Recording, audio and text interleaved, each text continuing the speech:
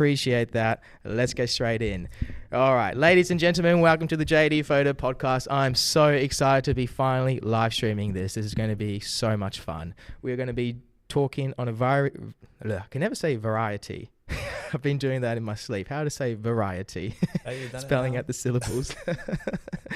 Luke Johnson Creative, an amazing photographer. You've pretty much mastered the technique of backlighting and soft imagery, right? So I think that's defines your style. It's beautiful images. I think you do a great job. And we're going to dive into a lot of topics on more or less running a business and how to make it in the photography world. So Luke Johnson has been a creative for 8 years now in the industry. 7 and a bit, yeah. There you go. So he's built a successful business and he's done a lot of great stuff as a photographer. And I think we're going to just kind of dive into how did you structure it? How did you do it? How did you achieve it? How did you get to where you are today and make it as a full-time wedding photographer? Because it's not an easy task.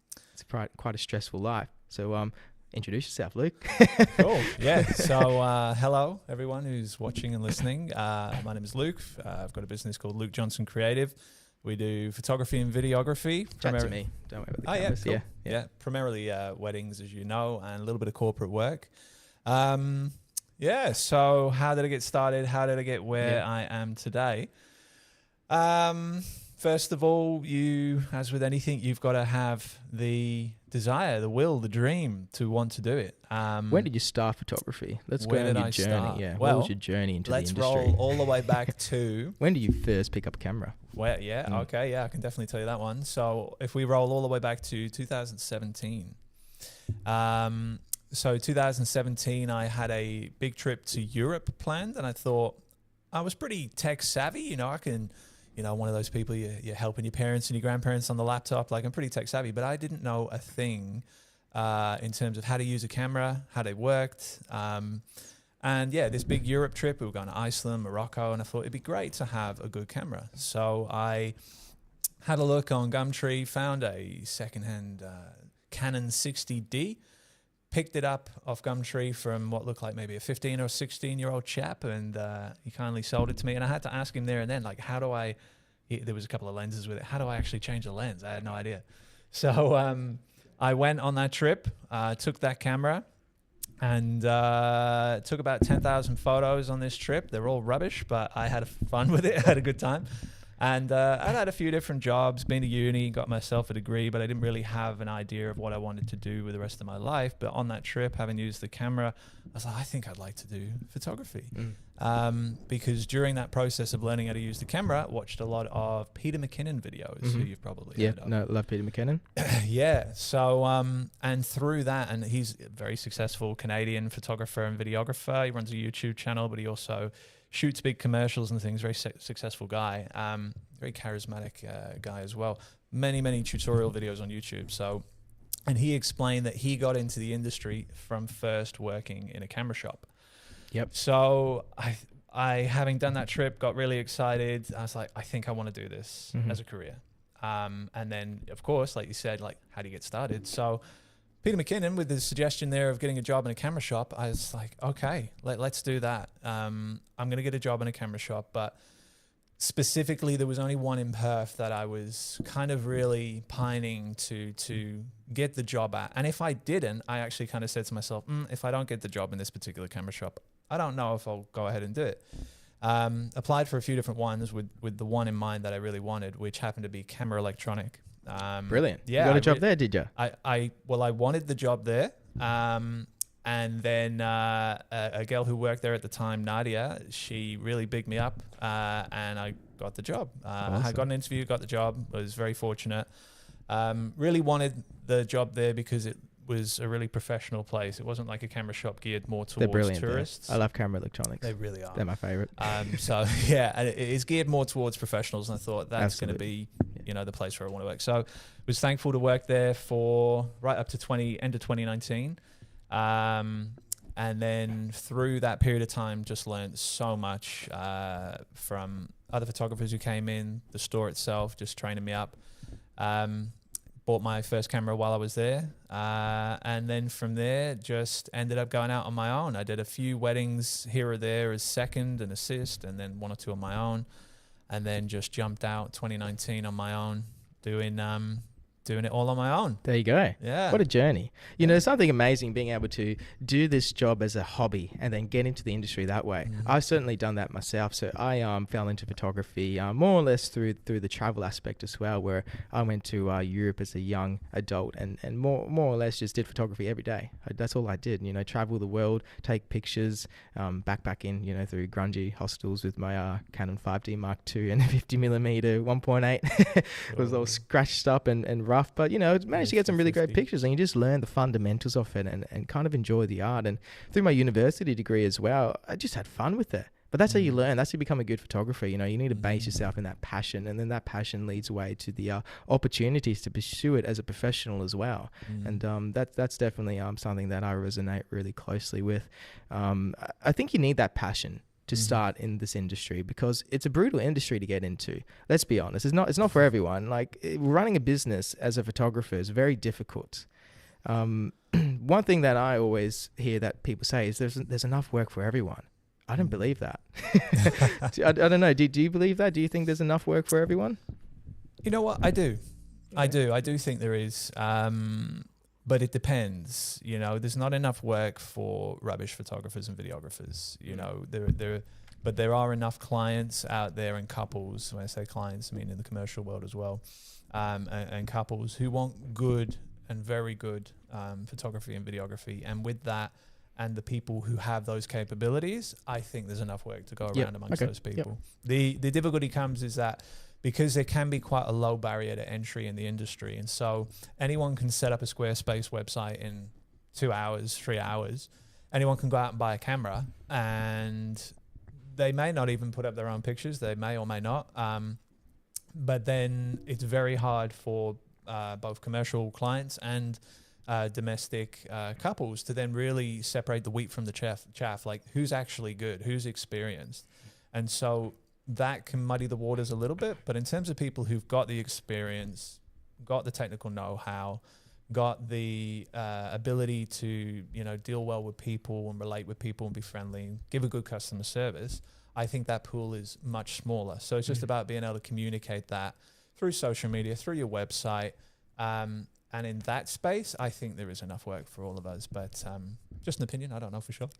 Yeah, so if you have the skills already, and if you're good enough, more or less, what you're saying is that you will be able to get enough work in the industry. So. Yeah. I think so as well. I think though, there's a lot of people trying to pursue photography.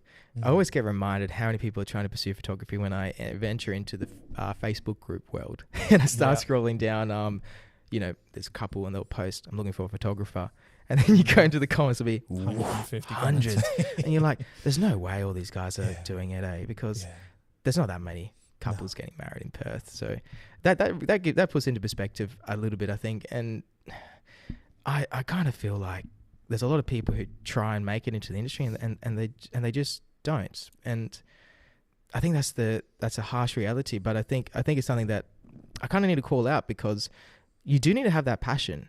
If you want to make it as a photographer, you need to love it. You need to, like, I lived and breathed it. You know, my teenage years and then my university years, I devoted everything to photography and learning how to master aesthetic and framing and composition, and, you know, doing it on holiday and taking picture every day.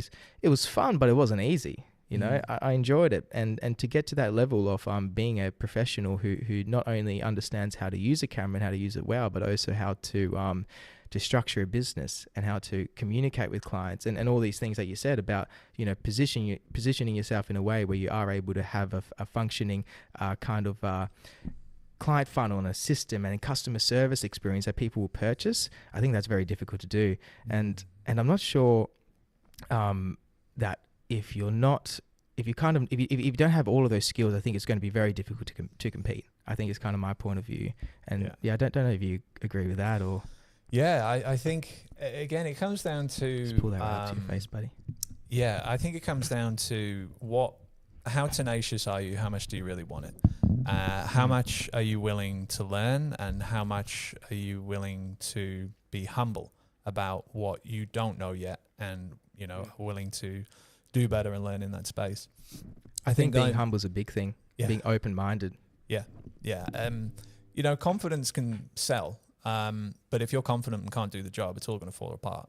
So you have to get to a point, in my opinion, where you can really deliver for couples in the wedding industry, for clients in the commercial world, and have the confidence which relays that. You've got the portfolio, you've got the people skills, and yeah, that all has to come together. There's so many parts to it.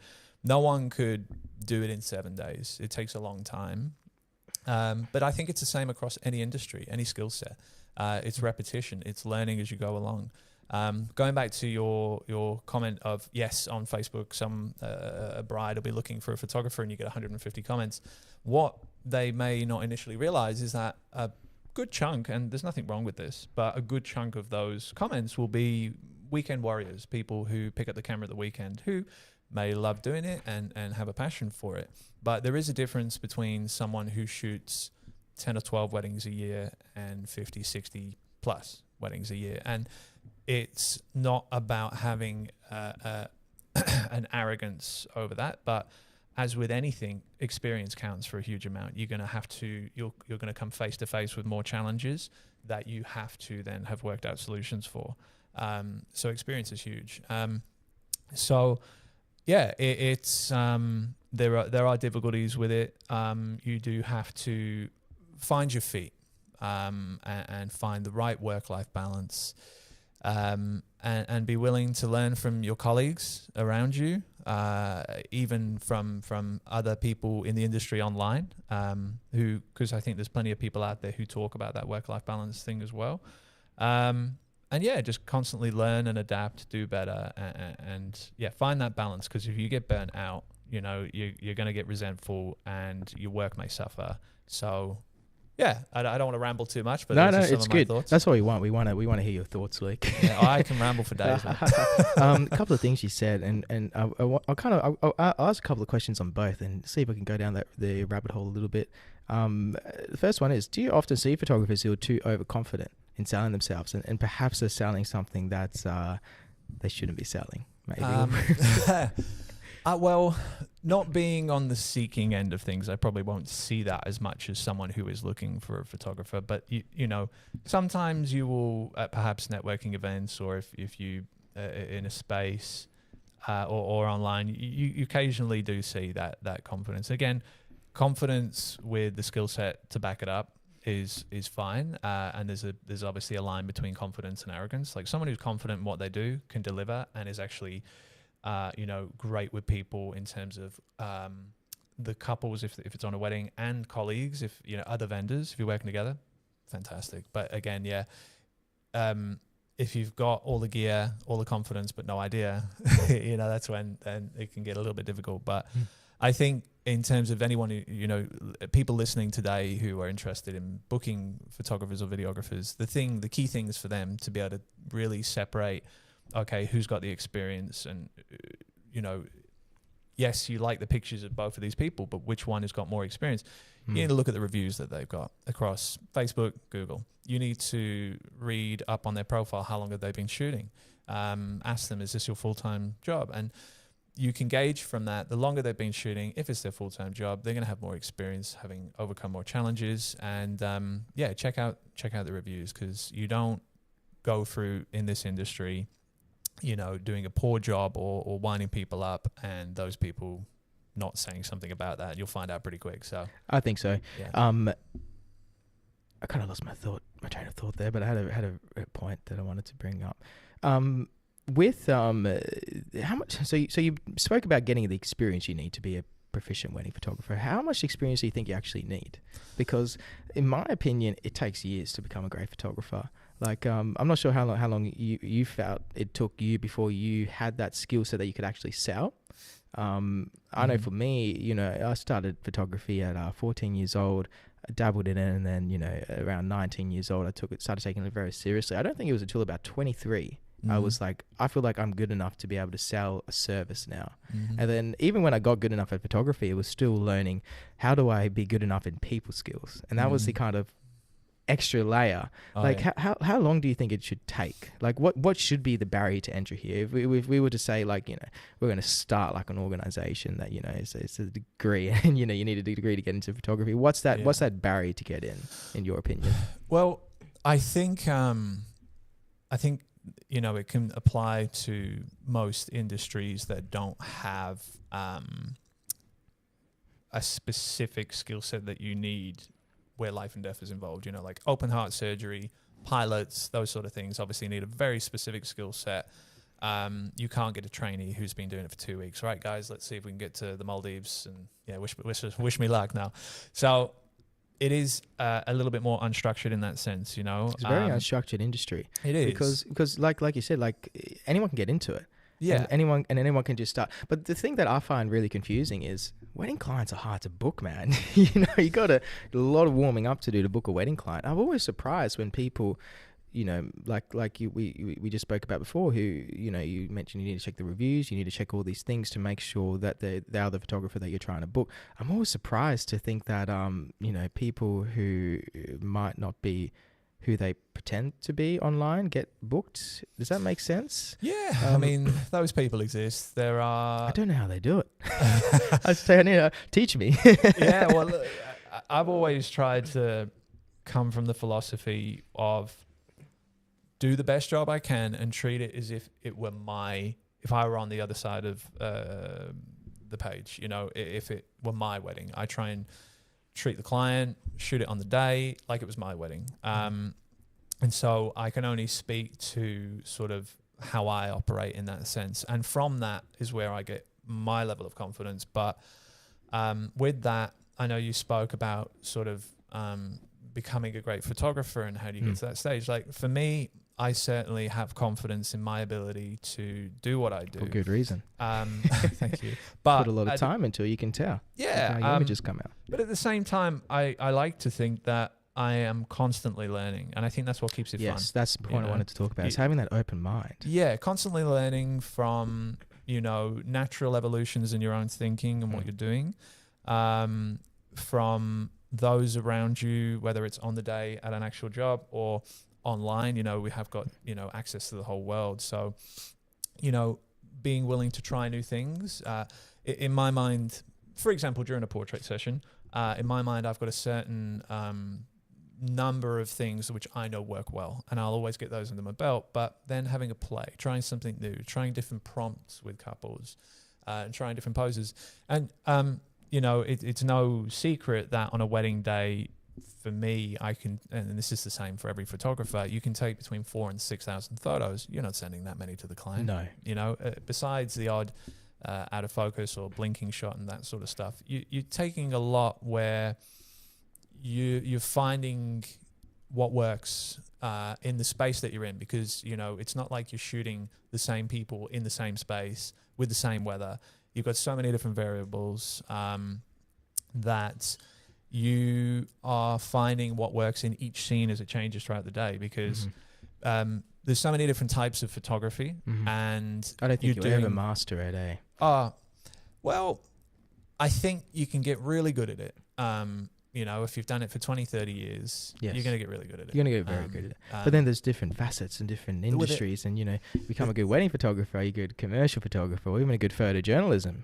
Artist. And there's, I've always thought that, there's so many different types of photography, from portrait photography, landscape photography, you get your sort of headshot styles as well, documentary style. Documentary, journalism. And all these sort of things can come together on a wedding day, because you are documenting a day, but there's also a portrait session. You're bringing in lighting by the reception, or I believe most people should be. And so, there's a lot of different things going on. And so if you're doing 10 weddings a year, then if, you've done 10 hours of portrait sessions, it's because it's just usually an hour on each one. So it just takes time. It's reps, it's repetitions. A lot of repetition. Looking back on what you've done as you're sitting there editing at the computer, it's like, this is good. They're going to be happy, but I could have done this better. You're always trying to learn. Doing better next time. I think that's the key to doing what you love, right? Yeah. And that's something that people need to realize, is that it's not an easy road, and it's a road that you need to have the mindset that's open minded. And the way I think of it is, there's always a better way to take an image. Even when you think you've taken the image the best possible way, it's a subjective experience as well, and other people might not think you did it the best way. Yeah. You know what I mean? So there's always a different way to do it. There's always a better way to do it. There's always something that you could have done differently. Mm-hmm. And it's just always experimenting, and trying things on the job, right? And having that open mind, in my opinion, if you want to really stay relevant and stay competitive and continue to be able to have that business progress forward, because this is just such a challenging thing to be able to learn how to produce really good images, in my opinion, and to do that consecutively and consistently over a period of time. Because you look at the photographers from 20, 30 years ago, the style was a little bit, outdated. Yeah. I got a portrait of my mum up there from 40 years ago, and just think it's so different what they produced back then to what we do now, and the style changes over time, and if you don't stay up to date with that, and even up to date with the new marketing strategies, is how you're going to get the clients, how you're going to get people through the door. I've got a kind of different philosophy. You are right in that styles change, and I think every photographer, their style will flow and adapt with them as they grow. What I'm personally trying to do though is also always stay true to myself. I do think the social media game is so fast moving and trends come and go real quick that for me personally, as I say, coming back to trying to produce work, however you want to call it, that I would be happy receiving myself.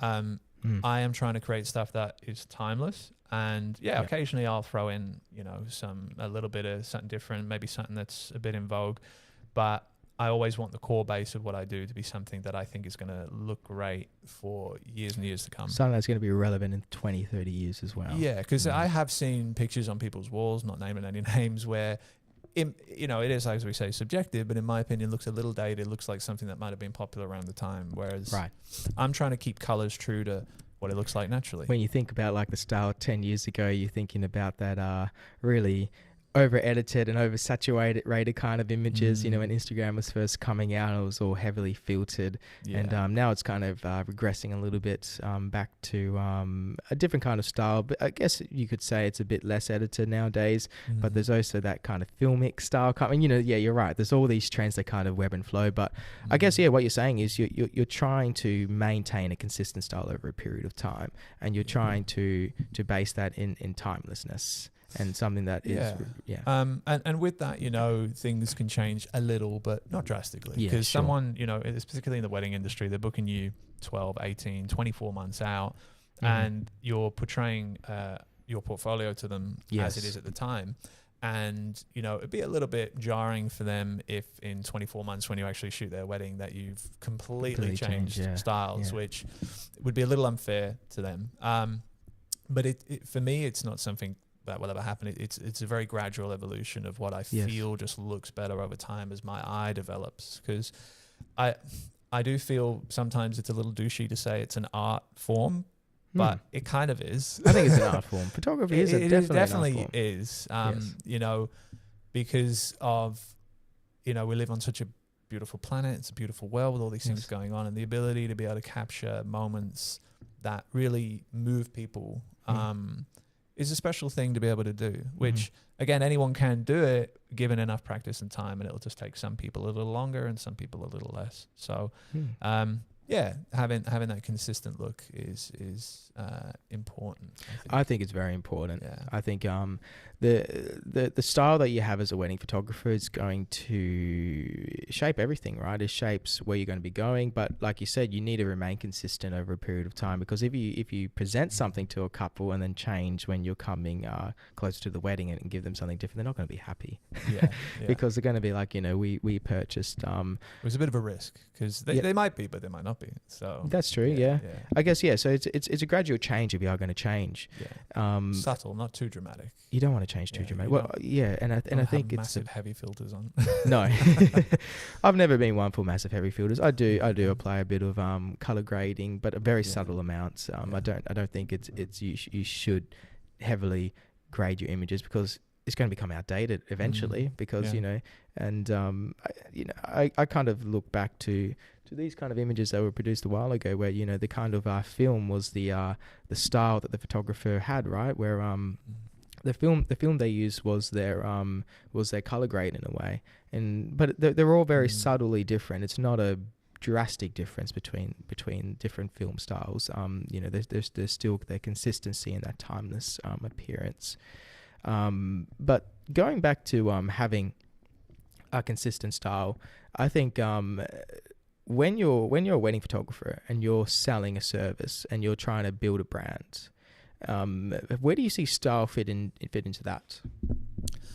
So let's say if you were to give advice to an upcoming photographer trying to get into the industry, or let's say a new photographer and they're like, I want to become a wedding photographer. I want to do what you did, Luke. I want to do what I love.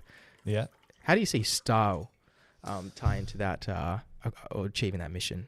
Well, find a style that you love, that you think is something that you would most likely consistently want to do. That I don't think I've seen too many successful photographers that have heavily filtered, crazy, sort of out there looking styles. At the end of the day, you're capturing something and you want to keep that somewhat true to what it looks like to the eye. Yes, you can change it up a little, but you don't want to go too crazy. And yeah, if you're doing purely as an art form, then go for your life. But if you're trying to get people to pay you money to do what you do, it needs to be something that people are willing to buy, both for the product and a service. That's a very important point. And to come back to one thing before, and I mean, it kind of ties in with what we're saying in terms of starting in the industry. Yes, it's absolutely fine to pay people to have, a wide variety of experience and skills. I just think that it should be, and it isn't always, but it should be reflected in what it is that they're charging. So someone who's got 20 weddings under their belt probably shouldn't be charging $4, $5, $6,000. Just my opinion. You should definitely be getting, the right amount for your experience and your time. But it needs to reflect where you're currently at. If you've done 3 weddings and you're charging $6,000, unless you are 1 in a million who can just do it perfectly, and they do exist, but they're really rare, then it needs to reflect where you're at. And I think that really helps couples gauge. There were plenty of people who are out there on a budget who've only got $1,000, $1,500 to spend. And, my first couple of weddings I did for free. You start from that price level, and as your experience, you get it under your belt, then your price can follow accordingly. And once you've done a few hundred weddings, then you're on, where you're probably going to sit for a while. And at a certain point, you can choose to maybe get into a niche in terms of look or offerings. And then again, price yourself accordingly. If it's something people really want, then, you can become a bit more exclusive, perhaps with your pricing, if you feel you're delivering that value. So, but in terms of starting out, I think, learn the skill set, get the very fundamental basics, at least 1 camera, 1 lens, and 1 flash if you're going to do weddings.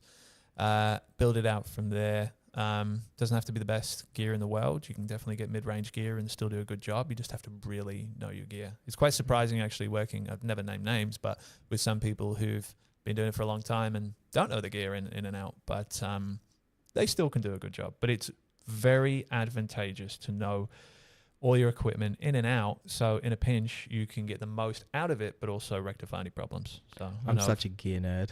Yeah, definitely. I'm just tech nerd. So me too. I love it. I mean, these cameras are like the back of my hand, really. I kind of sit there and just like work out the menus and work out the settings. They're like an extension of you. I feel like when you drive a car, it's like an extension of your body. Yes. And I feel like if you're operating a camera, it should be an extension of you, and whatever it is in your mind that you want to create, you should be able to do it as quickly as possible, providing the external world is allowing you to do it via that camera. You should be able to get what you need out of that camera as soon as possible. Absolutely. It's like the brush to an artist, right? Yeah. The camera is the modern brush. Yeah. And I think it is an art form. And I think we mentioned that briefly before. Is photography an art form? I think absolutely yes, it is an art form. And then it's just like, as an art form, and then selling an art form, You know what I mean? It's a very weird kind of space, isn't it? Because a lot of people are like, well, it's just photography. You know, you're kind of an artist. You're not really doing anything, you know, I guess valuable. Maybe some people see it as, and, you know, you're just doing it for fun. It's a hobby. It's something that's not really, but then you're selling it as a premium price as well, booking in weddings. So how do you balance your art and the client service? You know, that's a weird relationship. Like, in my opinion, I think photography, it is an art form, but I think it's a valuable art form, because I think there's nothing more valuable than having moments captured that reflect people's most important moments in their lives, right? Yeah. Like, you know, being able to relive the most important moment in your life and re-experience that, and to the, you know, because when you look at an image, you just, all that emotion comes rushing back, right? And I think that's one of the most valuable things that we have in kind of modern society, to be honest. Like, my photography that I keep is so important and so I guess integral to who I am as a person, and like being able to provide that to someone as a service, and just to say, you know, here's some images that you're going to be able to look back on for the rest of your life. I think that's a beautiful gift you can give to someone. But I think it's something that it should be sold as a service, right? Although it is an art form, and it is something that I love doing, it's something that I've spent a long time refining and getting really good at, and learning how to do it to the highest level possible. And I think that's where it kind of ties in as a service. It's like, yes, you can be a hobby photographer and you can do it for fun, but there's a very distinct difference between doing it for fun as a hobby, and then doing it at that professional level. And I think that professional level is where you start to see it as like that client experience and that client service. And yes, I think I'm rambling a little bit. That's fine. It's a podcast, you know. Just let your thoughts come out. Yeah. From there, conversation flows. I think that next point, you know, balancing your art and your client service. It's how do you do that? How do you sell something that you love to do? Because it's a weird thing, you know. You know what I'm saying? It's like, it's weird to love because you love photography, right? Yeah, of course. You went to Europe, or you went on your trip and you took photos every day, and you fell in love with it, and then came back and said, I want to do this full time, and now you're making money. Yeah. It's a weird thing. It is, but I mean, anything we do, we're selling our time. You know, if someone's working in an office, we're selling our time. And yes, you know, what we're selling is our time and experience to produce beautiful images and videos that people are going to have for the rest of their lives. You know, only up here on the wall is, did you say that was your mother? Yes. Or your grandmother? Yep. Yeah. Mother. Yeah. Mother, you know, and there it is on the wall. That's right. And pictures can take you straight back to it. Pictures tell a story. They speak 1,000 words. It takes you straight back to the day, and you remember all these other things. And side note, it was definitely harder when you were shooting film. I never did shoot a wedding on film. I don't know if I ever would. I might bring it along like as well as digital, but yeah, just rocking whatever it is, 16, 24 images on a roll, and not having a screen. You know, you're shooting and you don't know if it's good until you get back, and then you're like, oh no, they're all rubbish. I have a real deep appreciation for people who shot in that film era and who did it to a good degree, especially as a wedding photographer. You know, like, it's even higher entry in terms of to be consistently good in that. Well, how do you be consistently good? Like, because I have a film camera, and I have no idea what I'm freaking taking on it. I couldn't imagine doing it as a professional. You know, like, we're so privileged with the technology. Oh, we really are. It's made things easier, and that's what technology looks to do. It looks to make things easier, more accessible, more advanced, faster, better, stronger. But with that, there is, you know, you still do have to understand the fundamentals. And I mean, to take it back to that, to anyone who's listening, watching, who's interested in this field, I remember hearing what makes a good photograph, and it's 3 things, and I found it holds true to this day, and I don't think it will ever change. And I think it could apply in the commercial world as well, and it's just about what you have control over versus what you're fortunate that enough to have that is sort of fallen into your lap in front of you, which will make sense when I say it. 3 things, I forget who said it, that make a good photograph is the composition. So, of course, you've always got control over that. That one's the easy one. But, of course, learning how to compose well is different. But it's good that you always have control over it. Depending on if you're in an event that's moving very quickly, you might not. But thinking in advance where you need to be for the best composition is one thing. Did you want to say something? I think composition's huge. Oh, it's absolutely. It's one of the 3 fundamentals. Yeah. And the ability to always be in control of that is great. The other thing is lighting. You know, whether that's natural light or artificial light. That also contributes to making an awesome image or even video. And then the third thing is moment. And that moment, three. yeah. And I found if you've got all three of those things, you could have two of them and have a great image. If you've got all three and all three are nailed, then you've got a fantastic image. I completely agree. I think the thing that I've been thinking a lot about as a wedding photographer in producing aesthetical images is exactly like you said, the composition, the lighting, and the moment. I completely agree with that. I think those are the three fundamental things that you need. What's been really fascinating to me is the interplay of those three. And I always think of it like, here's the moment. How do I use the composition and lighting to, I guess, reinforce the moment? How do I tell a story through the lighting and through the composition that makes the moment stand out more? Almost like a color grader would use the color grading to enhance a scene to make it feel a certain way. So how do you use lighting and how do you use composition to enhance the moment? That's what I've really been trying to do as a wedding photographer lately.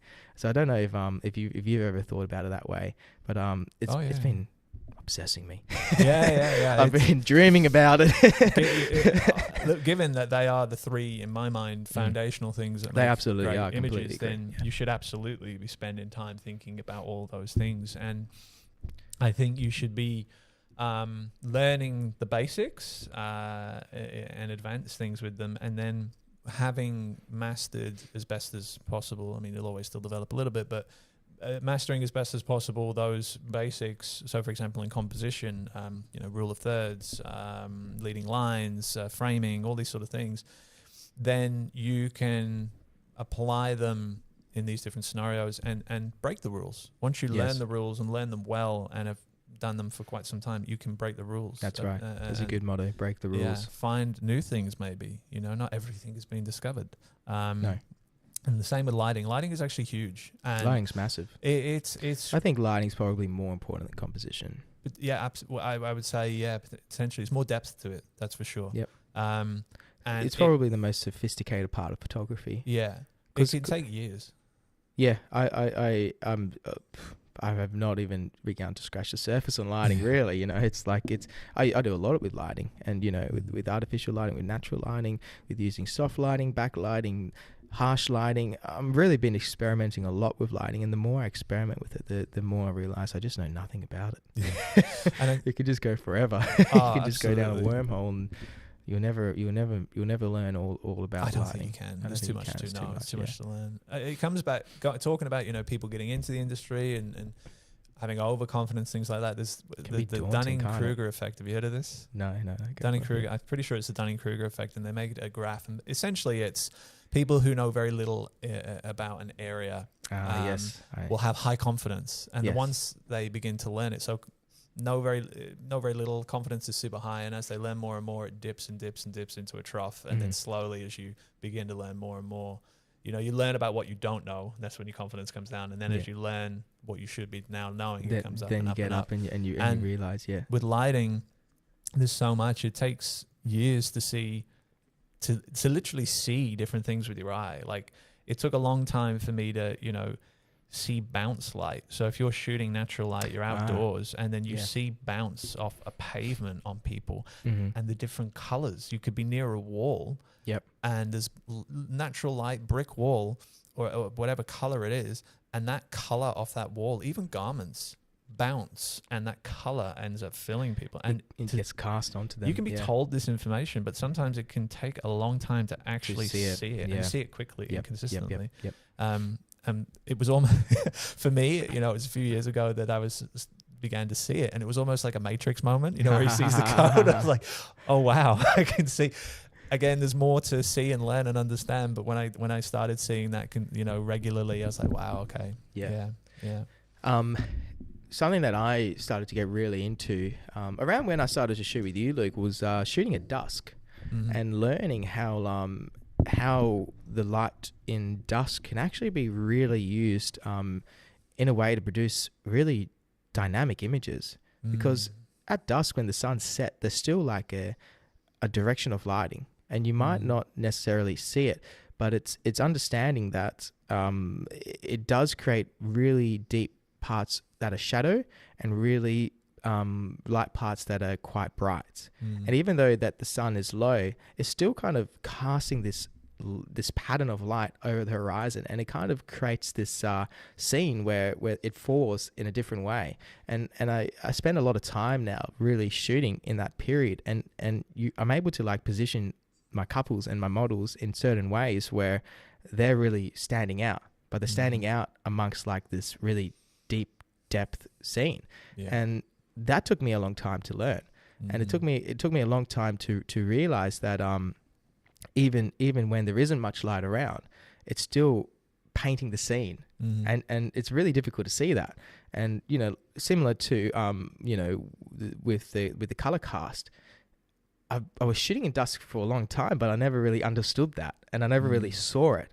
And yeah, you can be told, you know, like light has this certain pattern and you're able to do this, but to actually see it, and to see it, you know, consistently and fast, it's really difficult. It's such a hard thing to master. They're golden hour and blue hour, they're the favorite 2 times of photographer's day, because particularly here in WA, the sun gets quite high in the sky, and that means you get quite harsh shadows, you know, under eyes here from the brow, it casts down. So our midday sun's horrible. Yeah, it's a bit strong. But, you know, there's things you can do with that, but it depends if you're in a fast-paced environment, or if you've got time to bring in a diffuser or find a softer location in shade. Depends where you are and how quick you have to move. So there are things you can do. But generally speaking, if you're in a fast-paced environment, and you know you don't have full control and of the environment, and you've got limited time, then golden hour is just wonderful, because you've got this soft directional light. It's warmer, and it just makes things look awesome, you know. It really does. Yeah. So in terms of, you know, sort of a bit of a pro tip for couples here planning their wedding day, regardless of whoever they've booked, is giving your photographer that time of day to do the portrait session is that just a win for you as well. A win for them. I agree. I think I'm really transparent with my couples about that, and booking the right time frame to get the images that they want. And you know, if you're a couple that you don't really care about the images that much, then sure, you know, we don't need to book that time frame. But if you want those really nice sunset golden hour photos, you need to allow the time for it, and you need to schedule the day around it. And there's not really another way to do it. I think there's a bit of a perception amongst couples that it can just be edited. Yeah, it's not the same. And it's not the same. But it's the direction of light. That's the big difference. Like you said, at midday, it's pretty much straight down. And straight down, it's going to cast shadows. You can't edit that. You can't edit the direction of lighting. The dramatic nature of it. It's very harsh. It's not even that it's harsh. It's just that it's that downward direction. When the sun kind of comes closer to the horizon and it's more level, even when you have direct lighting, you're able to have less shadows on the skin, particularly because it's not casting from a downward direction. It's casting from a horizontal direction. It's a lot more diffused. And that as well. It's softer because it's traveling a further distance as the sun comes closer to the horizon, and the dynamic range does shrink at that time as well. Around the 4 or 5 o'clock, you don't have as much range compared to if it was around in winter. Just for the couples who are planning summer weddings, like that's obviously the winter sunset time. So 8 o'clock in summer, 7, 8 o'clock. So around that sunset time, whatever time of year it is, the closer to the horizon the sun is, the softer the lighting is going to be. Maybe it's not softer, but it's less of a dynamic jump in dynamic range. And when there's a less of a jump in dynamic range, the photographer is able to retain more detail and produce images that most people perceive as more flattering. Yeah. And I mean, you're going to put naturally the best images out there on social media, your website, because they're the ones you're most proud of. They're the ones that you subjectively, even as the photographer, subjectively think are some of your best. So when people book you with them, it's important to communicate with them that, hey, if you see in the sunset in the photos, then of course you're going to want your portraits around sunset. But that other thing with regards to the 3 core things, so we've talked about composition, lighting, and then there's moment. And people might think, moment, like how can What do you mean? control What do you that? mean by moment? Yeah, well, How do you moment. control it? Yeah. I Well, know, yeah. this is the thing with an event sort of scenario like a wedding versus a commercial environment. So in a commercial environment, you may have talent who are skilled, and you have prompts that you can give them or tell them literally, like, this is the kind of look we're going to do, and Yes. then you can work on creating that moment artificially in that environment. Of course, in a wedding environment, you are looking to capture those moments as they naturally unfold throughout the day, and that's where it can come back to experience, where being in the right place at the right time, so that not only are you capturing the moment, but you've actually got a good composition for that moment as well. Is it always possible 100% of the time? No, because it's a fast-paced environment. But you can have a much higher hit rate the more experience that you've got, when you know, like, right, okay, this is. And you know how a wedding flows, right? And you know where to be. Yeah. Being in the right place at the right time is massive for weddings. Yeah. And communicating with the vendors. So if you've got an MC, so even if you've got a schedule from the couple, if the MC goes rogue and does things off schedule, immediately, as soon as I enter a reception, I'm going up. Most of the time I know them because I've done a few weddings now, but sometimes not. And either way, going up, introducing myself to the MC and saying, like, what's the schedule that you've got? They might have an older one. They might have a newer one. Things get updated, quite frequently.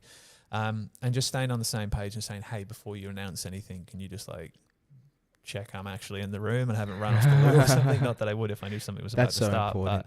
You need to have the photographer in position, and I guess it does get difficult as a wedding planner if, as the wedding photographer, if you're kind of holding up the timeline, doing your portraits or something. It's all about that communication. We need to be respectful of other disciplines, whether that be the wedding planner, the MC, and they need to be respectful of us. So I was having this conversation with Cora the other day where, he felt like a lot of content creators weren't being respectful of the photography discipline.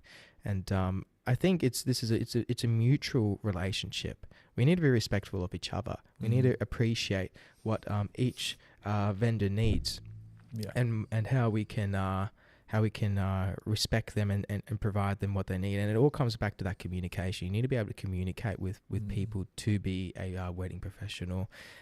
It's one of the most important things, in my opinion, not only in your client level communication, but also your communication with other vendors. And I think it comes down to being a respectful person. You need to respect and appreciate that other people have jobs as well, and you need to make sure that you're doing everything you can to help this person do their job to the best of their ability, so your couple can have the best experience they can. That's how I think of it. The couple have paid money for every vendor, so it's important to the couple. If you're there and you've been hired, if we're speaking weddings, if you've been paid and hired by the couple, you're important to them. Yes, so is everyone else that they paid to be there as well. So I like to think I'm trying to enable everyone to be able to do what they need to do to the best of their ability. Yeah. And sometimes there has to be compromise, and that's where you want to involve the other vendor and sometimes the couple, so that they can get the final say on, important things. If, there's so many different plates that are spinning with regards to food that's coming out at certain times. Certain things can be set for certain times, but if Uncle Bob, bless him, doesn't do a 5-minute speech but does a 35-minute speech, then suddenly your timeline's out of whack. And so communication is huge. Respecting the other vendors that are there, allowing them to do the best job that they can, but you need to allow them to do the best job that they can, so your couple has the best experience that they can have, because that's what it all comes down to. It's a celebration, and we need to remember that. And I think I'm very client focused, so my goal with my wedding couples is, how do I provide this couple with the best experience that they can possibly have? And it comes down to the experience they have when they're communicating with me, the order reminder emails, the thank you letters, all the way down to me as a professional on the day.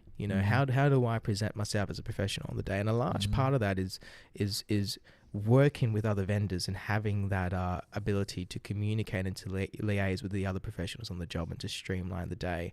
And I think a lot more people need to hear that, because we shouldn't be butting heads. And there's almost those jokes online, when a photographer and a videographer come into the same room, it's like, why are you like that? Just collaborate. Your couple's going to have a better experience. If they have a better experience, you're going to get referred on, because that experience is everything. And that's that communicate. I think it's hugely important to be able to get on with everyone. And, I'd say 99 times out of 100, everyone's there to do a good job, have a good time, do the best that they can. and you know you want to foster that environment as well. Yeah. And sort of a bit of a tangent, maybe, I don't know, but I guess it can relate to other vendors. But I think the energy that you bring into a day can really reflect on those around you. So if you, because it can be a stressful environment, you know, it's very important to couples. You're not, you know, if you mess something up, you can't be like, oh, we'll just shoot it again next week. They're not going to do it again next week. It's one day. It's one day only. So you got to get it right. And so being able to manage your own emotions, stress, and things like that, you have got like the timeline in your head and everything that you need to do, want to do, should be doing, versus what's actually happening in front of you as well. And the ability to be able to converse with others in a friendly way, in a collegial way, a new word I learned this week. Collegial means colleague. There you go. Collegial, yeah. Or derives from colleague. It's about being a professional to me. Don't you think, like, how do you define a professional? How do I define a professional? How do you define what's a professional? Professional, I would say, is someone who is good at their craft, and delivers a consistent level of service and quality or product, because you could be in the service or product industry. I guess professional tends to be more in the service industry. Yeah. A level of consistency, high quality, high consistency. Where do you see communication fall into that? Oh, it's huge. Yeah. It's huge. Yeah, both before the day, on the day, after the day. It's huge. Even before anyone that's looked at you, you know, being the stuff you put on your socials and your website, that's communication. Yes. So communicating what it is that you're able to deliver, that you will deliver, that people can expect from you. Communicating the little things that might help you deliver that the best experience to the couple. So communicating the one or two things that would be great for them to do in order for you to deliver the best experience for them is huge. It's great to tell your couples before the day, hey, you might want to make a family photo list, and maybe even have someone round them up on the day, just because I don't know what Uncle Bob and Auntie Margaret look like. So if they're there or not there, it's kind of hard. And there can be a lot of loud noise. There might be music playing. So to just simply call out names doesn't always work. And in my experience, just on that one little thing, anyone who's got a wedding booked, definitely write a family photo list, and if you can, get someone to round those people up, because that is the one portion of the day that can get blown out. You might say it's 20 minutes. The photo list is so important, isn't it? Yeah, and what if it does get blown out? It cuts into your portrait time, which is when you get some of the nicest photos from the day. Yeah. And that time. That's why you hire us. Relax. Yeah. So don't cut into our portrait time. Yeah, look, it's definitely a photographer's favorite time, because they get a little bit more control. That's our creative and freedom. Get some really nice. Yeah. Creative freedom. Get creative. I personally think a professional, and this might be because of my background, working as a professional in social work and counselling. It largely comes down to your ability to communicate. Mm-hmm. Not just with the couple, but with other vendors, and that ability to almost have that kind of we're here to do the same job, and we're all going to collaborate to do the best job we can. I think that's what makes a professional, a true professional. It's how we're going to come together as a team, and how we're going to. We might not know each other, but in this moment, we're all going to collaborate, and we're going to do the best job we can. Mm-hmm. You know, those weddings when I rock up and the DJ comes or the MC comes over to me and they go, "Hey, this is who I am. This is what I need." I'm like, yes, this is it. Let's have a chat and let's make this work. I don't like when, you know, maybe they come in and they kind of go straight past me and they go straight to the couple. Like, let's talk first, because we're the professionals here on the day. We're the ones who we need to talk, and we need to work out what we need from each other, and we're going to help each other get that. Does that make sense? I think. Yeah. I would agree with all of that. Communication, it's massive. So. And of course, as we say, you know, skill set, you know, you could be a great communicator and not know how to use your camera or what you're doing. Let's bring it back to the photography. So we're talking about moments. So, you know, how do you, you know, because you got your composition, you got your lighting, and all these things, they kind of contribute to producing the best possible photo. But then you have moment, and on a wedding day, moments are very, they're almost. There are many. There's not many. Well, so there's a lot. I would say there's a lot, but there's a lot. They vary in, like, you know, they happen. The father crying during the speech or something versus They're someone going to fleeting. grab some cake. You know, there's different varying moments. It's just the high quality, high importance moments. There's fleeting. a few scattered throughout the day, but you have to think about when they're going to happen, where they're going to be. And they're fleeting, right? They're very fast. They're very quick. And your job as a wedding photographer is to capture those moments in the best of your ability. I know for myself, when I think about how do I enhance a moment, yes, I use composition, I use lighting, but I use focal length a lot. I think focal length can be a very powerful tool. Yeah, it's part of composition. Yes. Yeah. Okay. Yeah. Sure. Yeah. So I guess in that way I would use composition to enhance the moment. So you know, maybe a very intimate moment, I might be shooting that wide 24-35, but then a very so you know, maybe let's talk about let's say maybe more like an excited moment. So in a moment with a lot of emotion and a lot of energy, I would shoot that wide. So like 24-35, perhaps. Let's think for visual representation, like the walkout. You know, if you're shooting that wide at 24-35, you're in the moment. You're right there with the couple. You're feeling that feeling. But then a more intimate moment, like a hug or a kiss, you might be shooting that at 50 or 70, a little bit tighter, because you're kind of in that a little bit more. I guess it's more kind of introspective and kind of intimate, and you want to kind of zoom into that very small detail. So I think you can kind of use composition in a way to kind of display the moment in a certain way that kind of tells a bit of a story. So yeah, I'm not sure if you have any experience doing that with your composition or Well, focal length is huge. It's, as I say, it's part of composition. So it's not just about where you're standing and where you're putting the camera, but how far you are away from the subject that you want to capture. Whether that's just the wedding cake, or, as you say, people walking out, or a moment of a kiss somewhere across a room. So where you position yourself is huge. When you've got, you know, a large number of people in a large space, you can't be everywhere at once. You're one person. Even if you hired multiple people, they still can't be everywhere at once. So it's about doing the best you can in the space that you're in, and drawing upon your experience and observing what's going on around you to capture as many of those moments as you can. And focal length is a huge part of that. And each focal length has a different look. I like to think, broadly speaking, in terms of wide, medium, and tight shots. And as you say, sort of with a wide shot, you're capturing more of the energy in the space. Medium to tight. Medium sits somewhere in between, and tight, obviously, quite close to a subject. So if it's a very intimate angle, like a 70mm, you're kind of right in there. Or 200. 200. Yeah. Or if you're in an event space, you'll have that 200 just to be able to reach. Sometimes it's purely just to be able to reach. It's just a practical element. Yeah. But I think we're more talking about that kind of creative portrait element, or that creative use of focal length. Yeah. And those ones. It's the compression can make a difference. Compression makes a huge difference. Yeah. So my portrait, typically I'll roll with 2 lenses, and they can be 35. Are you a prime? You a prime guy? Yeah, all day long. Yeah, me too. I'll sometimes shoot a little bit. 24-50. 24-50. Yeah, they're good. That's my jam. They're good. They're very good. Yeah, occasionally it'd be nice to rock a third camera just to have another one on standby, but you need that spider belt. Yeah. I've thought about these things, but I usually bring my bag. So if I do decide, like, actually, I really want to switch, I'll switch one out. But typically I'll roll a 35 and an 85. So I've got the of 2 extremes.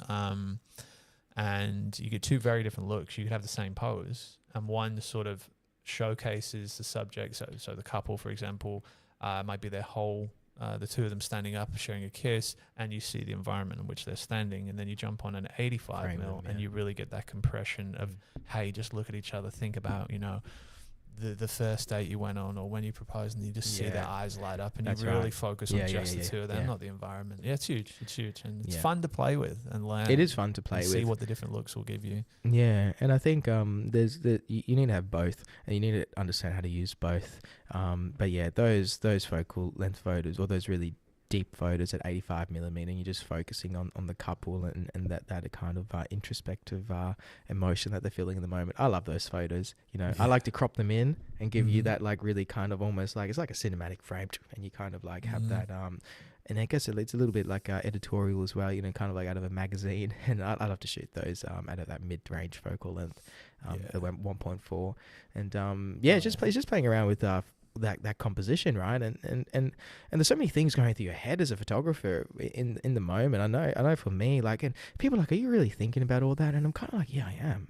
You just think about so much. You got to be. Do you want to say something? I interrupted you. No, go for it. Yeah. You're thinking about so much. So if we're just focusing on the portrait session, for example, there's so much you're thinking about. First, on a basic level, you're thinking about all your gear. You know, is your gear all charged up, ready to go? Have you got the right lenses on you? Have you got your bodies on you? They're all in good condition. You haven't bashed one somewhere, knocked it on a wall as you've been walking around. So your gear's ready to go, ready to rock. You've got the right lenses on. You're thinking about location. You're thinking about timeline, like what time the couple got to be in. Yeah. What have we done everything that they've requested? You know, sometimes they'll ask for a photo with the vintage car that's come and drop them off. You want to make sure you get that before it leaves. In terms of managing spaces, so very often, whether you've gone to a different site like UWA to do some portraits, or you're at a venue, let's say Caversham House, you might not be the only wedding couple there. So you need to manage the different spaces and see where they're moving. And the other thing you're managing is you're observing, where's the couple's energy at? You know, are they got high spirits? Are they ready to rock? Are they excited for the portrait session? Or are they looking a little bit tired, and that they are just excited to get back into the reception with some food and drink so that they can sort of energize up again? And different couples have got different levels of excitement for the portrait session, and you still have to deliver for both of them. So even people who are not quite as enthusiastic because they want to get back into their reception and maybe feel a little bit nervous in front of the camera, you've got to be able to bring that energy to make them feel comfortable and respect where you feel that they're at. So get what you need in that time that you feel like you've got with them, and be ready to move on. So there's just all those different things, from timeline to energy to equipment to location to and there's probably more that I'm not even thinking of right now. But and being able to manage those things well, and doing it all with a calm smile energy. You know, calm energy and a smile. Being calm on a wedding day is huge. How do you manage that? Breath work, ice baths, experience. I think it's that repetition of having the weddings. Repetition. Having the confidence in, I've been here before. I know what comes next. I know what to do. I've got a skill set to handle this. What are your thoughts on so when you're in the creative portrait element and you're like, what's going through your head to get those photos? Do you follow like a portrait list? Do you follow or do you just go with the flow? Are you more of a flowy kind of guy? So like during a portrait session on a wedding, in terms of a huge part of that is going to be, what are the things that have always worked well in the past? So you want to fall back on some fundamentals, some basics of what's going to work well. And then mixing it up with some new stuff, some stuff you may have seen other people do, and you feel, I'd like to try that. I think a couple would like this. You know, there's nothing wrong with imitation as well. You know, if you see stuff that works well that other people have done, whether it's a particular pose or composition, you can't say, I can't do that because it's not mine. It's like, well, you got to try. You got to learn. You got to adapt. You got to grow and borrow what looks good. What do you do as a wedding photographer to learn new things? Do you borrow from other people? So we all go on social media. Of course we do. We all go on social media. Do you do it consciously, I guess, or do you? I wouldn't say at this point I'm actively looking every day, but you know, you work with different vendors. So sometimes people will hire me for just photo or just video. So you see how other people work, and you know, you have a glance on the back of their camera, or you just say, "Hey, can I have a look?" When the time is right. And you know, as a business owner, we have to market ourselves. So we have to go on the social media and post. Hands up, I probably don't do that as much as I should, but I do occasionally. And when you jump on these social apps, you know, they do feed you stuff from other photographers. What you want to see as well. A lot of What's that? What you want to see, and you know, it's good if it's a lot of people just get cats and memes. Oh yeah, I got a separate Instagram for my cats and memes. Oh, there you go.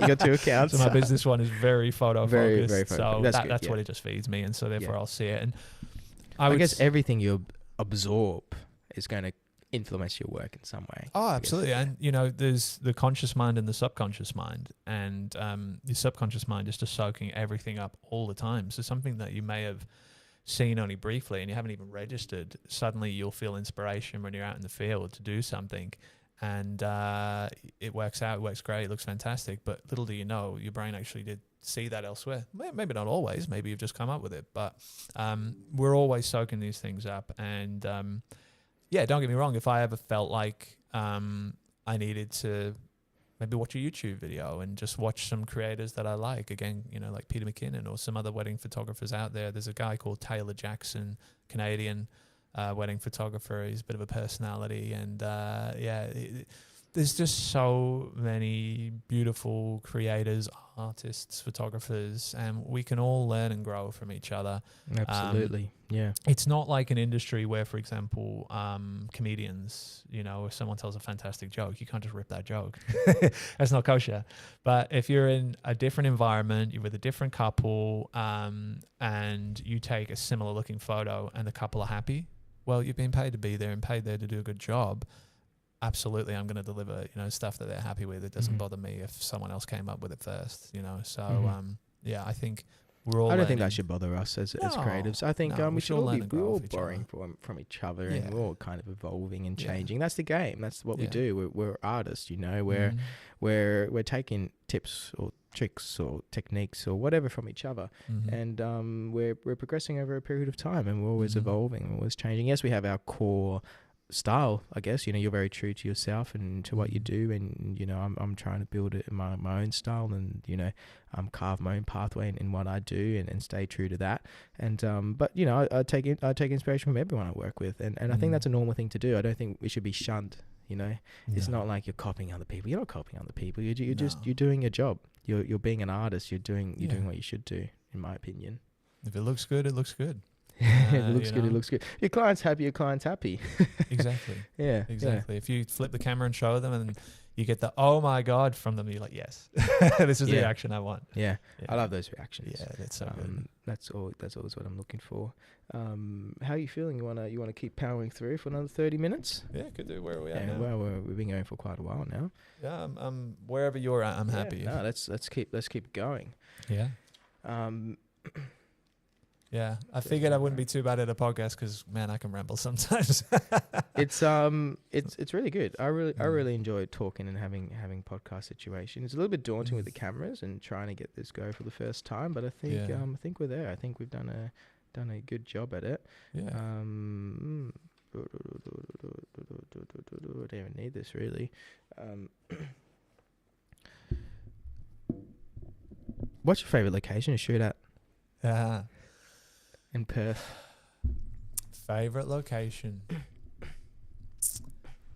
You know, if I was a couple, as I was getting married, I was like, Luke, you're gonna be my photographer. Oh, where's the best spot to get those dreamy romantic photos? You know, there's a lot of different places with a lot of different looks, and I can't say that there's one that stands head and shoulders above all of them.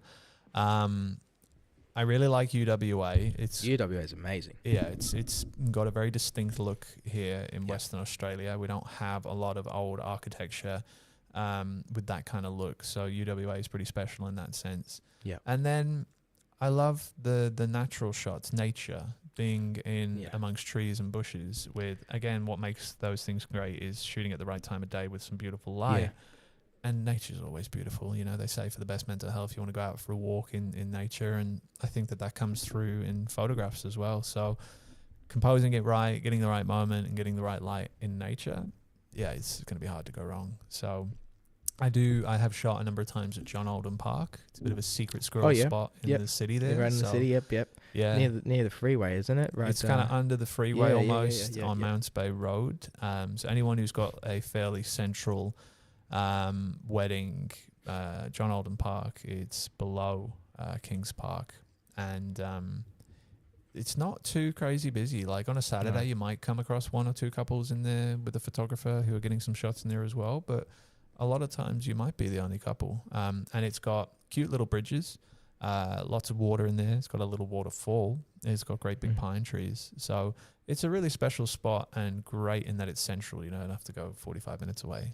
And if you get that during that backlight golden hour period, that's when you want to be there, right? Yeah, it's a unique spot in the sense that you won't get a sunset there because of where it's positioned. Yes.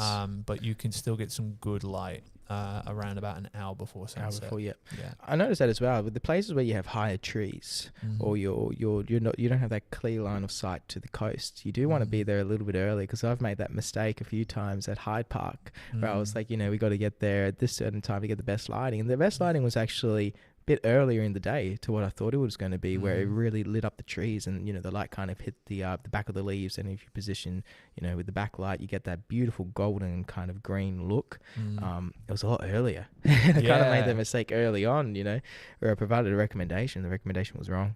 Oh, look, we all make mistakes. We all make mistakes. We can still do the best that we can on those days, but little mistakes will happen.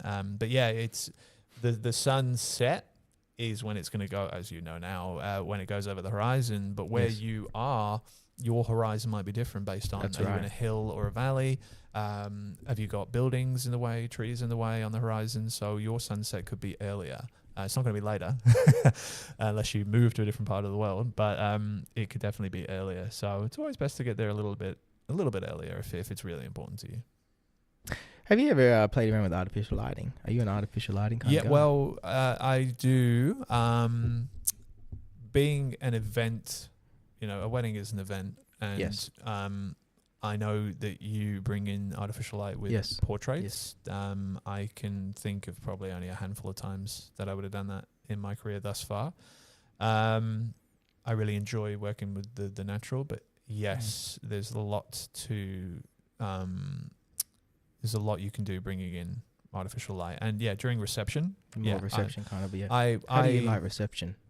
What's that? How do you light a reception? So for me, I've got 4 flashes and 2 cameras, so 1 on each camera. And then I like to have 2 off camera. You could go none, 1, 2, 3, probably up to maybe 8 or 9. But I find that 2 off camera flashes works well. And then you can position and you can create that backlight look with an artificial light. It takes a long time to really be able to think about exposure in terms of the room and the space that you're in, whether you're inside, outside, and then separately think about the exposure of the lighting that you're bringing in. So much going through your head when you're using, the two, because you can do like really low exposure for the background environment, and then a higher exposure on your artificial lighting creates a much more dramatic look. Or you can have a bit more balanced, and you've got to decide what kind of a look you want, but know how to achieve what you want because you know how to use your gear because you've played and experimented. Takes a long time to learn. Do you use your on-camera flash to trigger your off-camera flashes, and you get that? Yeah. So you're doing the kind of the on-camera lighting with the diffuser, and then you have 2 backlights usually. So kind of what you do, So I've got some MagMod. They're a brand of diffuser that we pop on top of the onboard flashes, and then on the off-camera ones, I just run them bare. I'll modify them with a gel depending on the lighting of the room, both on camera and off, just to make sure, because for those who don't know, flashes are naturally blue. Yes. So when you come to a reception, you'll see most of the time it's nice warm lighting, so it's going to look kind of odd to have a big that mixing of light is horrible. So you want to match that as best as possible to make things CTO gels, look really nice. I love the CTO gels. Yeah, I'm a big advocate for them. Oh, they're huge. They're very important. And it really, they're the sort of details that takes time. There are people who will study formally. They've known that this is what they want to do, and they've studied it formally, and they will learn those things as they go. But a lot of people, they'll learn these things by just jumping into it. And there's nothing wrong with that, but it can just take a little bit longer to pick up those finer details of what makes things look good. And the ability to be able to take a picture, look at the back of your camera and think that doesn't look right. Well, everyone can do that. But then knowing what it is you need to adjust to make it look right. That's the difference. That's a hard skill.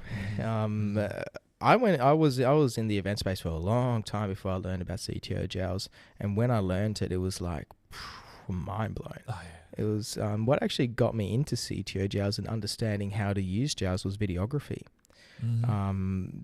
I think we're going to see moving forward in the world of photography that people who learn both photography and videography are going to have a massive edge over people who just know one discipline.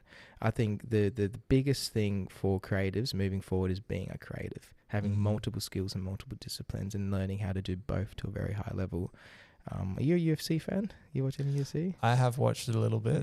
Yeah. A little bit. So, you know, we think about like all the old kind of old school superstars, you know, I guess with the most recent, you know, Ilia Topuria just fought Charles Oliveira and won the double champ status yesterday. I didn't watch the recent stuff, but yeah. Spoiler alert.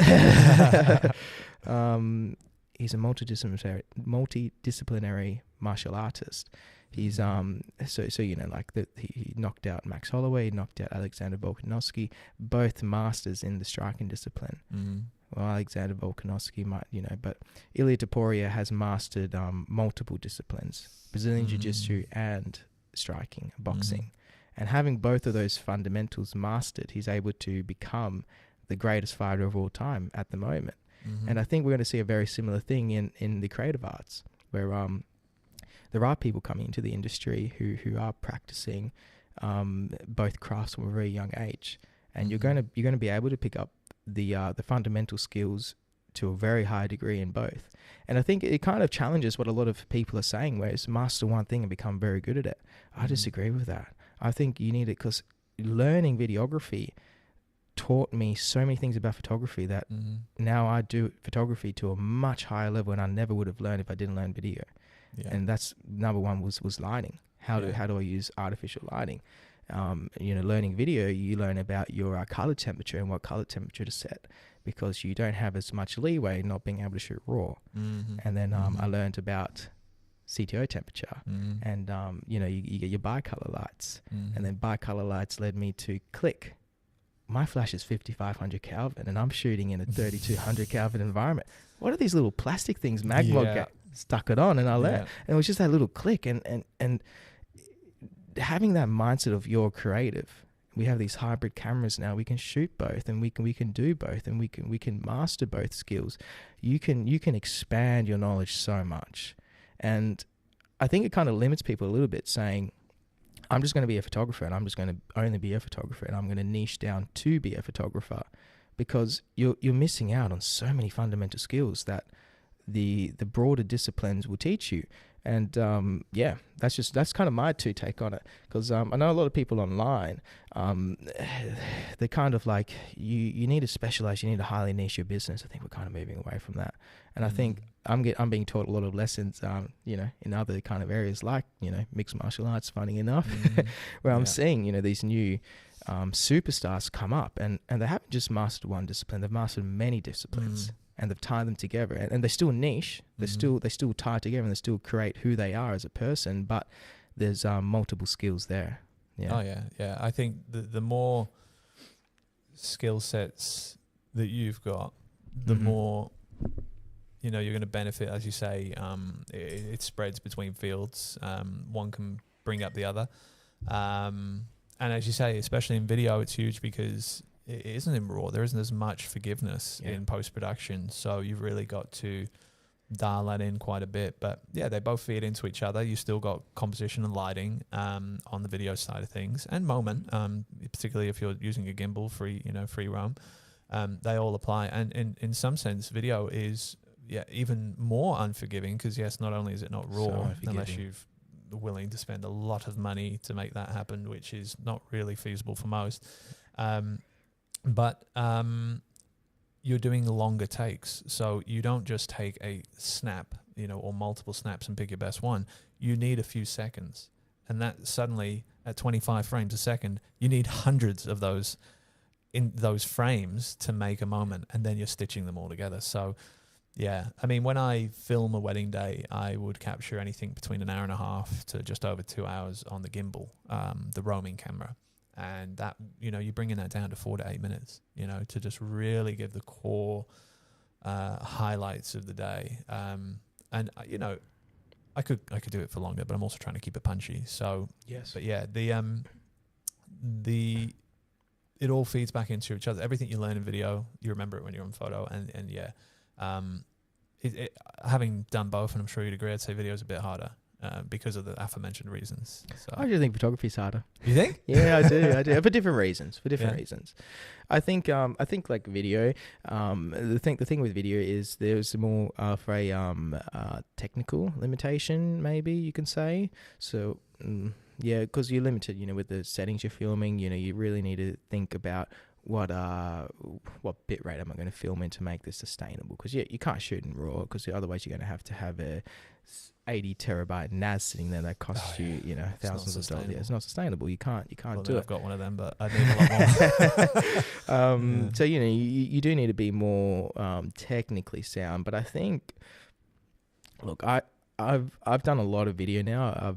I've been doing video for a long time. I never did it professionally because I didn't invest enough gear early on. I invested in enough gear 3 years ago, and that's when I started doing video very heavily to a professional level. But I've been very obsessed with art house cinema for a long time, since my early high school days. I've heard of this. What is art house cinema? Yeah. Art house cinema is just artistic film. So things like films that kind of break the tropes, that they're a little bit different, than they don't follow the stereotypical narratives. So you think about like what a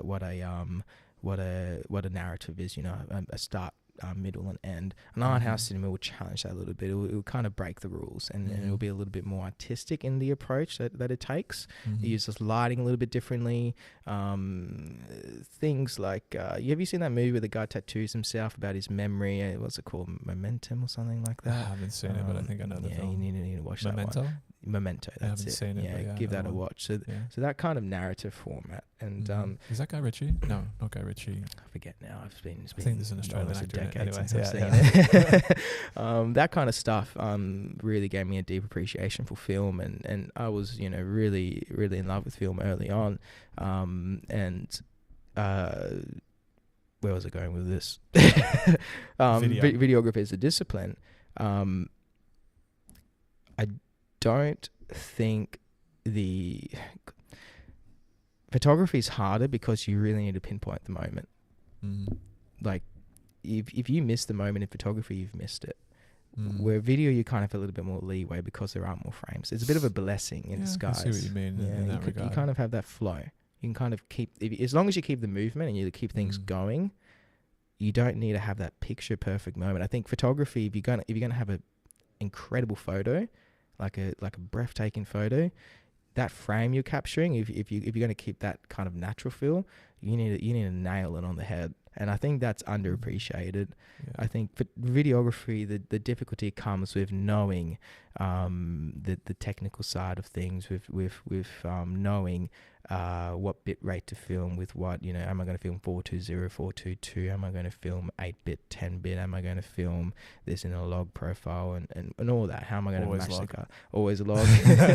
How are you going to film it? Like, that technical knowledge is huge in video. You don't need it as much in photography, but photography, you need to have more of a kind of understanding of capturing the moment and composing to a high degree. Because like, I'm producing these images for the Ritz-Carlton now.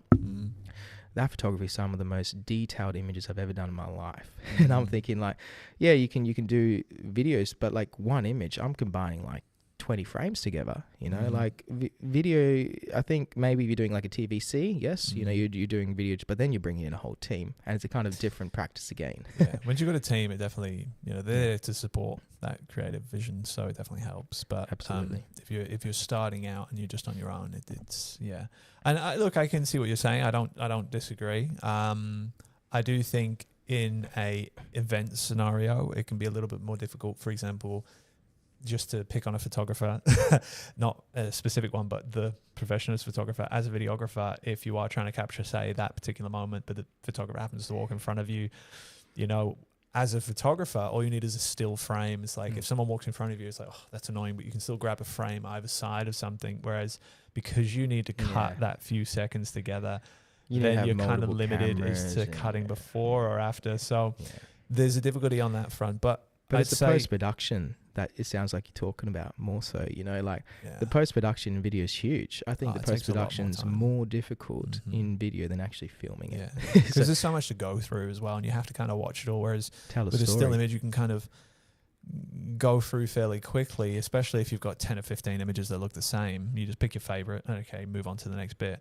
But because if you get like an hour and a half to 2 hours and a bit of footage, you can't just give it to an AI or anything like that. You need to watch it all. You're watching it quicker, but you're watching it all. And post-production, you're not just watching it all, but you're watching it all, making decision after decision after decision after decision. And that's where you can get a little bit fatigued. So for me, I take what I call Ellie breaks when I'm editing, and Ellie is our cat. So every half an hour, I'll go and pat Ellie for 5 minutes, 10 minutes, and then I'll come back. And that's my little treat. So then I'll come back and carry on with the editing. So you've got to still keep your enthusiasm. You don't want to, depending on, if you've got a really pumped sort of schedule with a lot of edits, you might have to push through and not get quite as many early breaks, but try and throw them in there to make sure you're still doing a creative job and not just a templated job. I was about to so the creative part's the big thing, because when you're doing video editing, I find I sit on wedding films for a long time, to be honest, and don't really touch them. But I want to touch them, but I know if I do touch them, I'm going to do a bad job because I'm going to lose that creativity. It's one of those things that, I want to make the best film I can, for all my couples. And I sit on them not because I want to spend a long time, but I want to think about how I'm going to tell this story. What's the little quirks that these couples had that I can kind of bring into the film and tie it into the narrative and kind of produce this thing that, brings you on an emotional roller coaster. It's not just a start to finish kind of bleh, dick, dick, dick. No, you want to have emotion. You want to have narrative. You want to make the couple re-experience a feeling of their wedding day. That's what I'm trying to produce when I produce a wedding film. I know that you speak a lot about you do a lot of videography as well, and I remember you were speaking. I was speaking with you at the wedding expo, and you were saying, finishing a wedding film is one of the most rewarding things you can do if you do it properly. And I agree, but it's hard to do it properly. So I don't know if you have that same experience when you're editing. You're just like, you just want to make it good, Yeah, and there's so many different ways you could take that footage and chop it up, and it can be so different.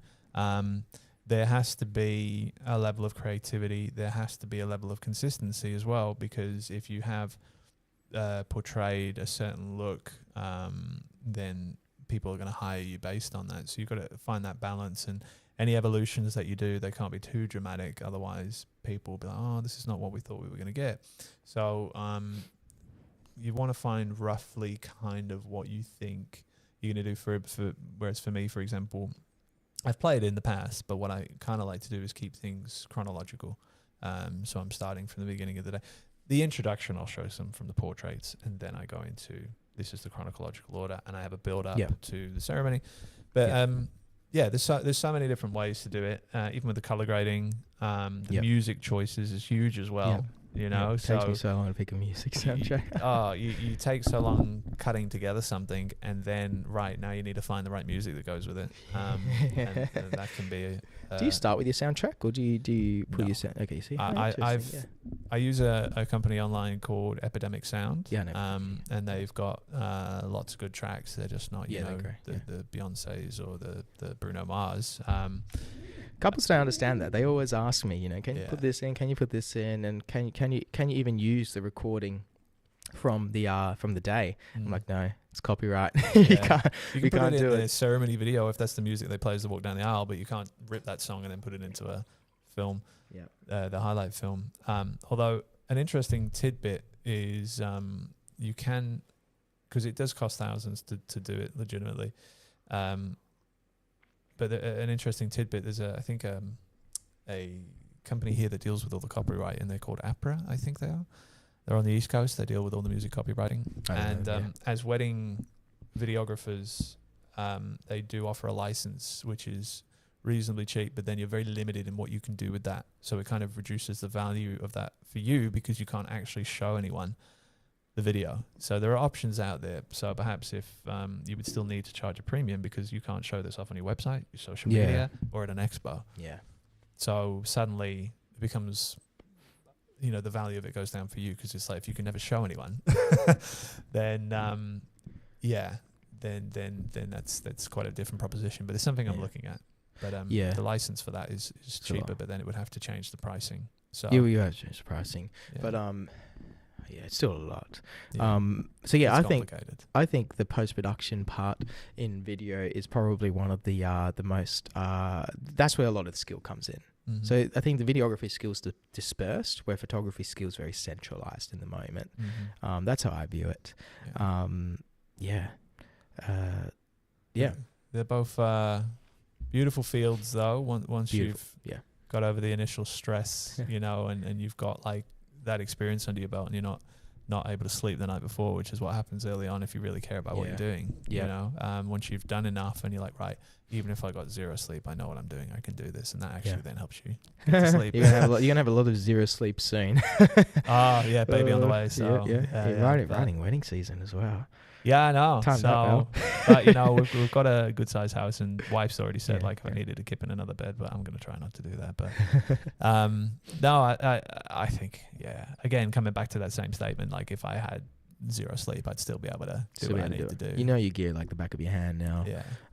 Bring the good vibes. I might feel a bit tired, but I know what I'm doing, and so it's it's all very exciting on that front. But it's a beautiful industry to be in. I count myself very lucky, very fortunate to be doing what we're doing. And it doesn't come with. It is difficult though. Yeah, there's absolutely difficulties. But it is about how you approach everything. Anything worth doing is going to have some difficulty to it. The way I look at it is as well, there's always something to do. Always. If you're running a business, there's always something to do. From marketing yourself to invoicing to emails to accounting to researching new gear to fixing new gear, repairing equipment. There's always something to do. Tendering. Does it ever get to you like it gets to me?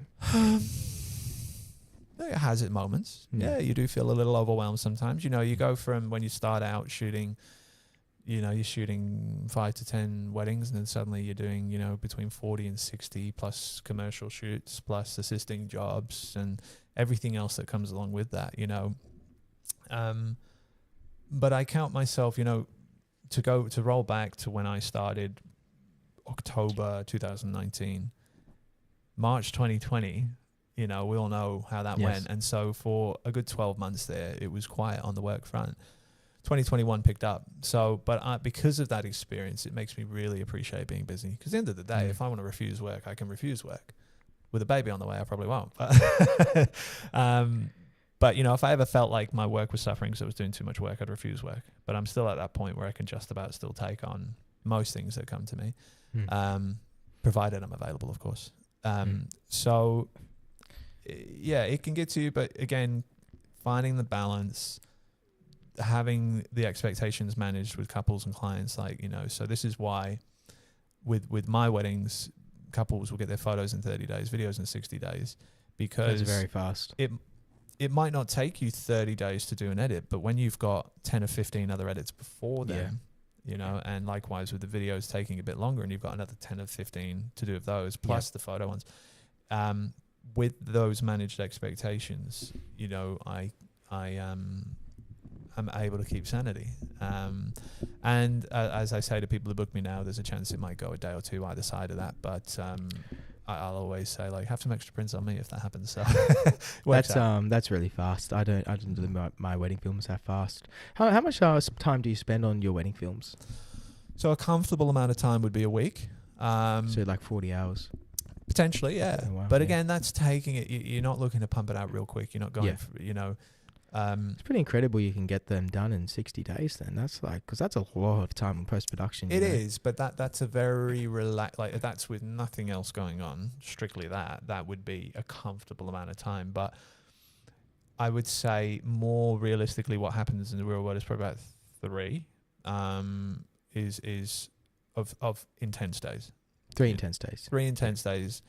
But it's useful to have that extra space and time for a 4th day just to review and check is all is good. And that might be spread out. So I might have 2 or 3 that I start doing a very basic thing on. I might do a cut, taking that hour and a half down to whatever 10 minutes. I'll do that across 3, and then eventually I'll dive back in, and then that's when you're going through and refine. I'm going to share a little story. Yeah, because I'm the same. You know, I say 3 months for my wedding films. I think 3 months is a realistic time. I spend about 50 hours of post production for my wedding films. I spend a lot, but I had a bit of a burnout last week. Yeah, and yeah, I did. I was very sick though.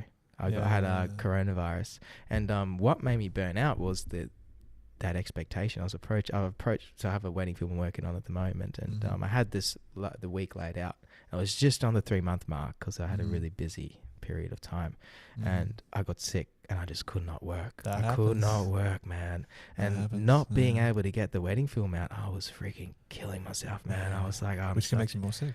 It made me more sick. Yeah, I was as sick as I've ever been in my life, man. And it was that stress I put on myself though, because I want to give that service, you know. I want to deliver it on time and keep to my word, but sometimes you can't. Sometimes you can't, right? And you need to go easy on yourself, because I don't. I hound myself, and I'm like, you know, I need to get it out, I need to get it done. And I ended up being sick for 2 weeks, and that made it worse. And I think that's a valuable lesson for everyone. It was a valuable lesson for me. Was sometimes you just need to say no. I think you just need to send that email. Hey, I'm sick. Things are really hard at the moment. I can't get stuff done. I just got a new bloody puppy. There's been a lot of work as well. Things are going to take a bit longer. And I think there's that level of maturity. I think that you need to have as a business owner sometimes to be able to provide not only a transparent but a high quality service. And I think clients also need to respect that, because we are sole traders, more or less. Like yes, you know, I have people who do editing for me, but I edit my wedding films because wedding editing films for videography is really difficult and very time consuming, and I see it as a very high end skill. It's not an easy thing to do, so I take on that role because it's one of the harder things, and I'm not ready to teach someone and put it out, and in turn that kind of, you know, that stress comes on me. And I guess what I'm trying to say is you just need to communicate with your couples, I think, right? And sometimes just acknowledge what you can take and what you can do. So I don't know if you had any experiences like that. Yeah, look, you definitely get burnt out, and I think sometimes I love the expression, if you want to make God laugh, tell him your plans. So if you leave things to the last minute, as sometimes happens because you've got other work on, then you may assign yourself 2 or 3 days towards the end of when something is due, and then something comes up, whether you're sick or other work that you know you really need to take. But you know, there's a learning experience with all of it. For me, there's been a couple of times when I'm 1 or 2 days, you know, past the 60-day mark, and I always just message the couple and just say, hey, everything's looking great, and I'll be with you by X date. Apologies for the delay. Here's some extra prints, and you know, no one's usually too worried. They're usually happy for some extra prints. So, there you go. Yeah. So, but I know, looking at what you do, you work very hard. You do, you know, look at this, you're doing a podcast. You've got your social. Up.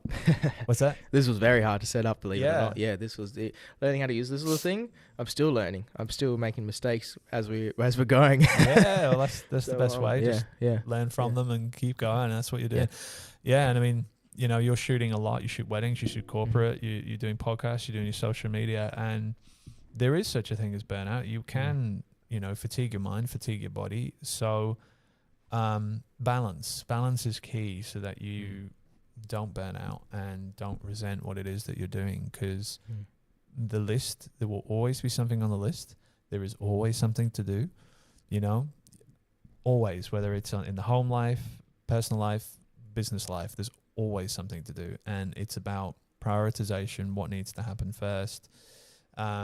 And if some plates are going to drop, you know, they say in like managerial roles that it's about spinning plates and deciding which ones are going to drop and smash. That's managerial. And I think it's similar, you know, in the business world, but not necessarily drop and smash, but they at least get parked for a little bit, and then before you can get to them. So, just prioritization and saying no.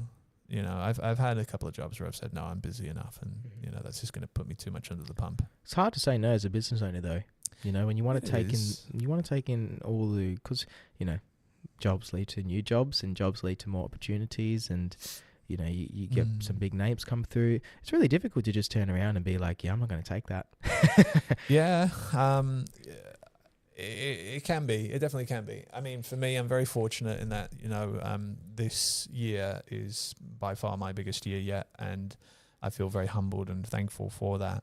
And, you know, there's still a couple of things I said no to. So I guess I don't bring that up as a humble brag. It's more about where you're tracking for the year. You know, if you're, I see what you're saying with regards to networking and things like that, and that's absolutely true. But there's only so much capacity you've got as a human being, as a business owner. And if your business is doing very well, you know, look at the numbers, look at the paper, look at the number of jobs you booked, the revenue. And if everything on paper is good, doing really well, take some solace in that. And, you know, it leaves you that space and that time to fulfill the obligations that you've already committed to as well. And now that with a baby on the way, I think I'm probably set up fairly well in that sense. You seem to be. Yeah, I mean, I feel blessed. I really do.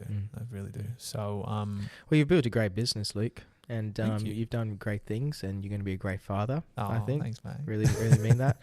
You got a lot of wisdom. I'm learning from you. Yeah, it's where all the great comes from. Yeah. The wisdom comes through.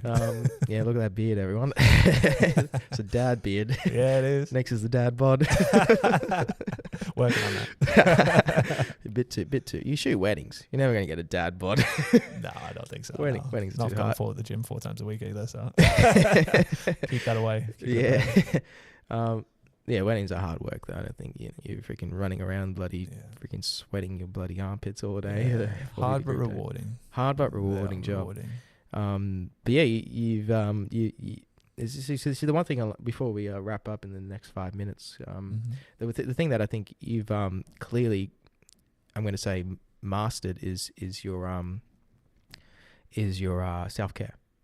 Is your ability to do stuff like that, because a lot of people aren't good at that. Like I'm not good at that, you know, and that's one criticism that I've been given in the past is I'm not great at self-care. Yes, I have my hobbies, and yes, I do things, but I do stuff that ultimately can lead to burnout. And I think it's you know, it's almost a maturity to have that skill to say no. And to be like, yes, you know, I am too busy. You know, like you say, let's look at the books. Let's see how we've done this year.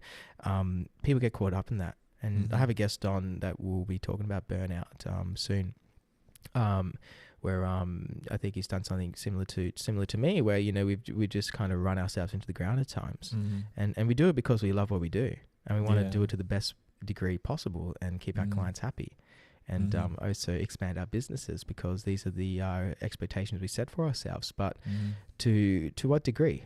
It's got to be sustainable. It's got to be sustainable. Yeah, because. Like I say, there's always more to do. There's always more that can be done. And I do look at you for inspiration. You know, you're very good on the social media. I look at that and say, there's more I could do. There definitely is. And there are plans to do more. But you have to find that balance. And for me personally, if I've got, you know, enough work coming in, then I'm happy. I'm in a good place, and as long as it continues to flow. So yeah, no, very, very thankful to be where I'm at. But yeah, definitely take care of yourself. Take care of yourself, and then from there, everything else can flow. So you need to, yeah. I don't know what your daily schedule looks like, but I do know that you do a lot of stuff. So yes, definitely find time for James. Yeah, it's busy. Yes, yeah. It makes it harder when, you know, my fiance is a shift worker, a nurse, so all over the clock. So that makes it difficult as well. But yeah, I think routine's really important, right? You need to schedule yourself. You need to have the calendar kind of set. Definitely find that when I'm trying to do more off. But yeah, I think self-care is definitely underrated in wedding photography and in business. And, you know, a lot of the role models that are in business, you know, you look like Elon Musk, let's say. Oh, yeah. They just work The themselves man silly. doesn't sleep. The man doesn't I think there's a sleep. few clones of him running around. So yeah, you know, but these are the people who are kind of glorified, or hustle. And we live in this kind of hustle world, and a lot of the time it's kind of, you feel like that's the expectation. I think you can get lost in it, and I certainly have gotten lost in it at times, but I don't think it's the most sustainable option if you want to do this in the long term. So I think that's some great words. Luke, I have a client meeting at 2:00, so I got to shoot off. It's 1:45. We did fantastic. Yeah. Luke Johnson, everyone. Thank you. That was a brilliant conversation. I think there's a lot in there that we can take out of. So we'll wrap it up now so we can continue on with our day. And thanks very much. Hopefully people have watched. I'm not sure we have any viewers, but it's all right. It's out there. It'll be out there on YouTube. Clips. And we'll also have clips rolling out. I'm sure there's a lot of clips to put out. Thanks very much, Luke. Thank you, mate. All right. Wow, look at that. Yeah, you got to start. You don't become the biggest podcast in the world because the first one's good. All right, end stream. All right. What is all this? Thanks for having me, mate. Yeah, that was